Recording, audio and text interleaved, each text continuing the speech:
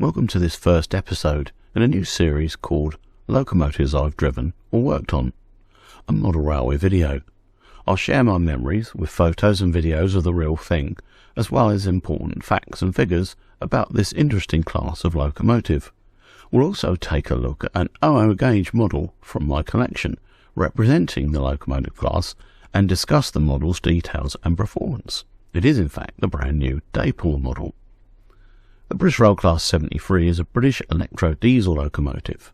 It's unusual in that it can operate from the Southern 650-750 volt DC third rail supply or its own onboard diesel engine to allow it to operate on non-electrified routes. The class is very versatile indeed, although the diesel engine produces less power than is available from the third rail supply, so the locomotives are used on electric power as much as possible. The small diesel engines of 600 horsepower is the same type used on the well-known Class 205 3H or Hampshire thumpers. 49 locomotives were produced in the 1960s. The first 6, JA, were built at British Rail Eastleigh Works in 1962, and a further 43, JB, were built by English Electric Vulcan Foundry between 1965 and 1967. The JA locos, latter-day Class 73 Zeros, had 42,000 pounds tractive effort on electric power and 34,100 pounds on diesel, with a top speed of 80 miles an hour. The latter JB locos, latter-day Class 73-1, had 40,000 pounds tractive effort on electric and 36,000 pounds on diesel.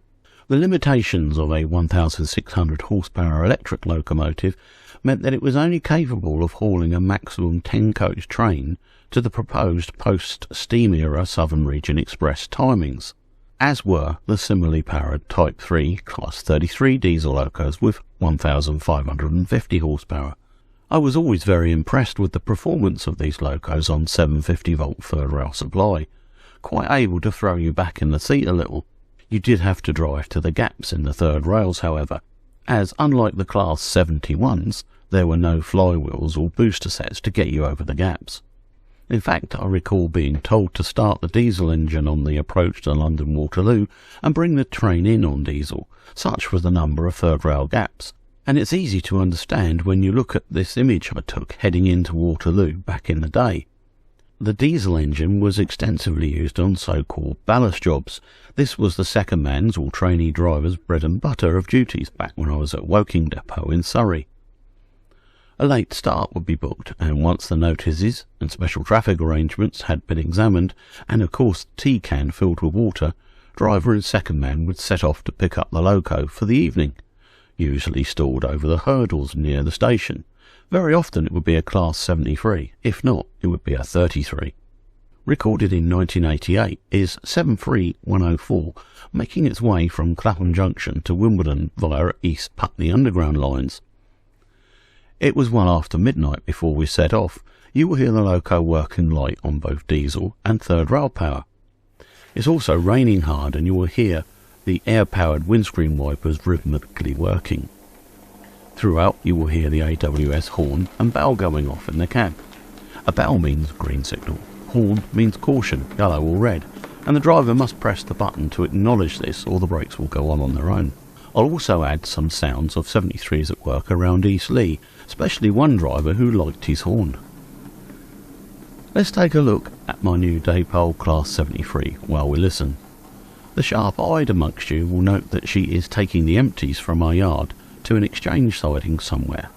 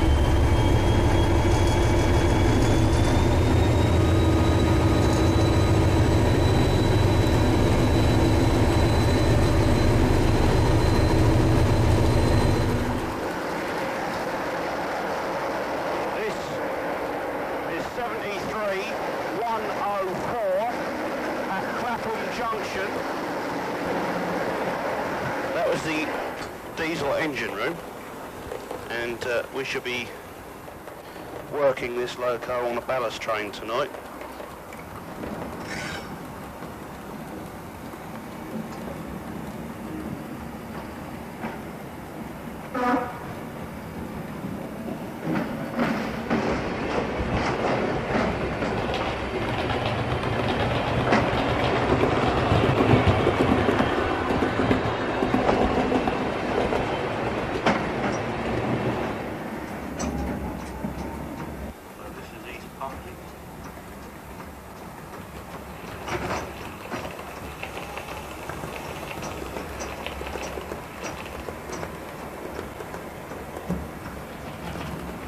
Going up the wall and crackling.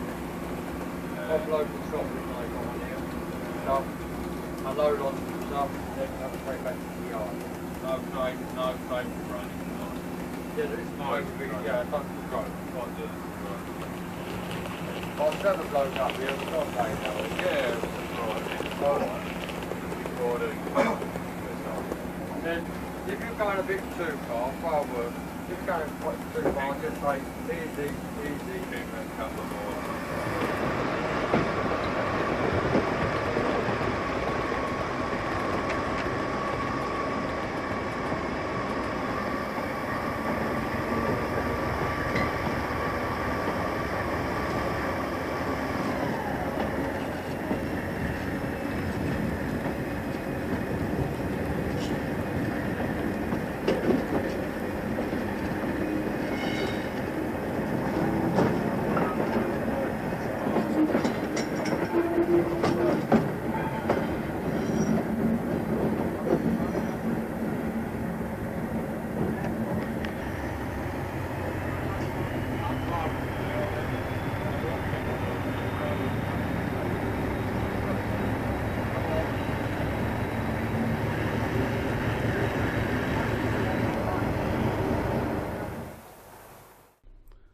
Oddly enough, one of the first locomotives I was trained on was a Class 73. A group of us arrived at Eastleigh from Basingstoke Training Centre with instructor Jeff. Here he is looking out of 73-132. That was ex-works and still smelt of fresh paint. 73-132 was perfect for us to learn on. Here is my course workbook drawing of her later. We learned about setting the two coupling methods for the Class 73. In order to work with SR multiple unit stock fitted with buffing bar, the 73 would require its buffers to be moved in behind the buffing bar. This was done by lifting a pin in the buffer shank and rotating the buffer 90 degrees. Then using both hands it could be pushed into the shank, then the pin would be replaced. At the same time, the buckeye coupling would need to be lifted up and pinned in place ready to join with the EMU's buckeye. Here my 2EPB and 73126 show this arrangement. However, it's much easier to look at our old photo of 73132 to see all the parts involved. So looking at the front end photo, was 73132 set up for freight working or multiple unit work? Well, as you can see, the buckeye is dropped, exposing the hook, and the buffers have been pulled out to their full extent. She was ready for freight work like this. Now here is a cherished photo of me in the driving seat of 73132 with Bill in the doorway. We all had a fantastic day. This was back in 1988. While we are looking at the front end of the 73, let's also look at the model's front end. I decided to have one end fully detailed and the other set up for coupling. One of the key features on the Class 73 is the goosenecked white vacuum pipe that comes from the left of the left-hand buffer and joins the buffer beam and filter unit. At this point, the ribbed vacuum pipe joins onto it, not the hole that Daypole has drilled. In fact, you need to glue the ribbed pipe to the side of the orange jumper socket, if it had been painted orange of course. Don't fix the right-hand end of the gooseneck pipe to the end with the coupling. Leave it loose, and using the tension coupling, see how far it needs to move the pipe when the bogie swings, and glue the pipe in that position. The other pipes fitted to the Daypole Loco really need painting for main res and brake pipe at least. One of the most disappointing things on this model for me was the fact that at the end with the tension coupling it would cause derailments, as the hanging down pipe fixing rings would foul of the coupling moving around as the Loco transitions curves. I had to cut off the nearest loop and paint over the area to make it work. A very poor design indeed. However, let's be positive, the model is really lovely and the grills have an amazing amount of depth to them. 73126 really captures the look of the Locos I knew so well back in the day. While we look at some other Class 73 pictures, here is some history about 73126. Delivered as E6033 in June 1966, she would be renumbered to 73126 in 1974. In May 1991, she was named Kent and East Sussex Light Railway. Sadly, in August 2009, she was broken up, which is unusual for a Class 73, as many of them are still around today. Check out my video of 73109 and 201 at Brighton back in October 2014.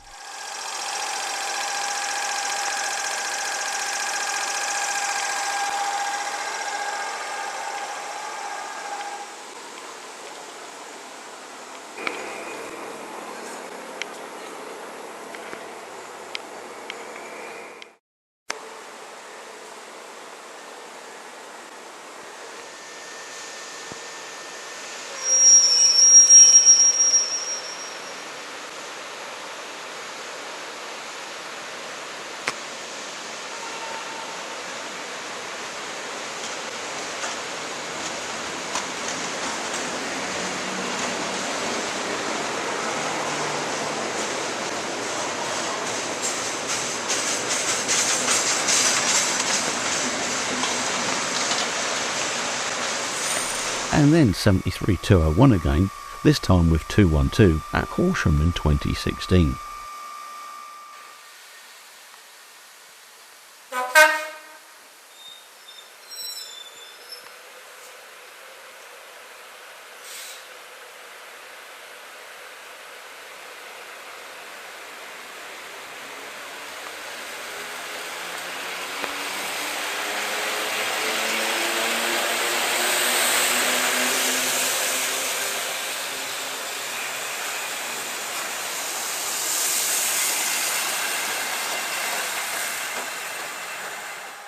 Also in 2016 was 73, 139 and 138 at Bognor Regis.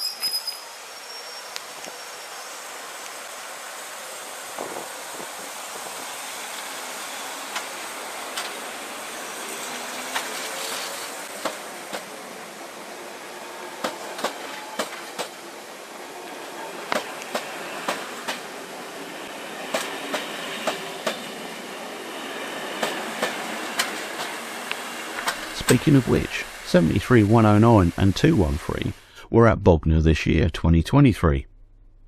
Many also live on in preservation, and of course there is the rebuilt and re-engined Class 73/9 that falls outside of my video. Now let's look at these exclusive photos by my good friend Paul Hubbard. These are of his Class 73 and show parts of the 73 normally hidden from public view. First up is the driver's desk. Dual controls are a feature of the Class 73, and you will notice two power handles, one on top of the other. The top one is the electric third rail control, while the bottom one is the diesel engine controller. We are now in the diesel engine room of the Loco.